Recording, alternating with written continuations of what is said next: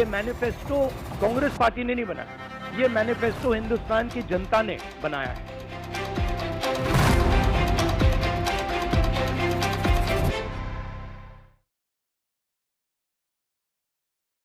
Back to India now. Another feature of every election is promises. Every party makes dozens of promises. X number of jobs, Y number of projects, billions in investments. We hear all kinds of tall promises. Parties also release a book of these promises. It's called a manifesto. Think of it as a to-do list for the government. Today, the main opposition, the Congress party, has released its manifesto. And they're calling it Nyaya Patra, meaning document for justice. The whole thing is almost 50 pages long. It has 25 promises under 5 pillars of justice. That's what the Congress is calling them.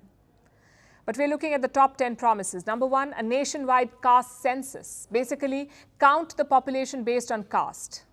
And how would that help? A lot of social schemes and benefits are linked to caste, but India's caste data is pretty old, almost 90 years old. So the Congress says we will conduct a new census and then social benefits will be distributed based on the new numbers. Promise number 2, raising the quota limits. Right now, reservation based on caste cannot exceed 50%. Suppose a government course has 100 seats, then caste-based quota cannot be more than 50. That's the rule. But the Congress is promising to raise that. How? Using a constitutional amendment. Promise number 3, the right to apprenticeship, the Right to Apprenticeship Act.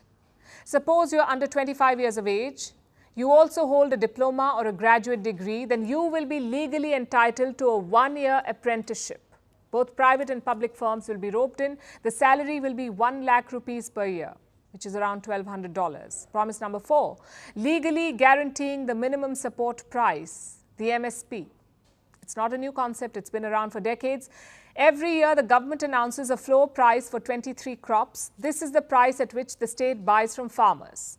But in effect, they buy only 2 crops, wheat and rice. So some farmers say, legalize the MSP, make this annual practice a legal guarantee. Not just for wheat and rice, but for all 23 crops. Now we come to promise number 5, raising the national minimum wage. Currently, it's around 176 rupees.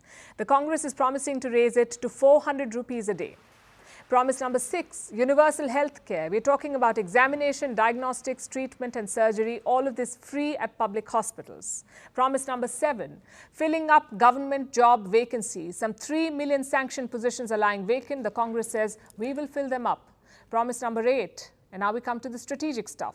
Restoring statehood for Jammu and Kashmir.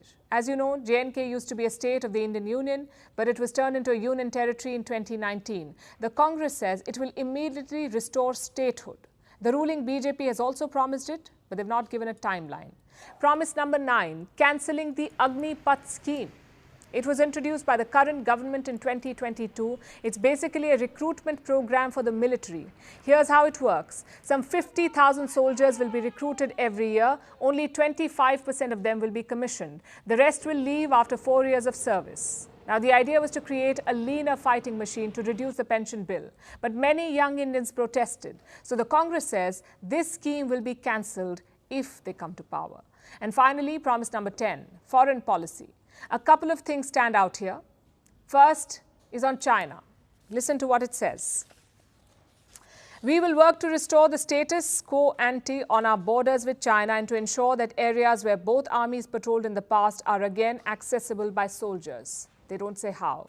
So the Congress is saying India has ceded land to China and it is promising to reverse that. Another key point is about the neighborhood. The Congress says it will re-establish the primacy of India's relations with Nepal and Bhutan. It is also promising to repair relations with the Maldives. These are the top 10 Congress promises. There are some other interesting ones too, like legalizing same-sex unions and removing the state government in Manipur.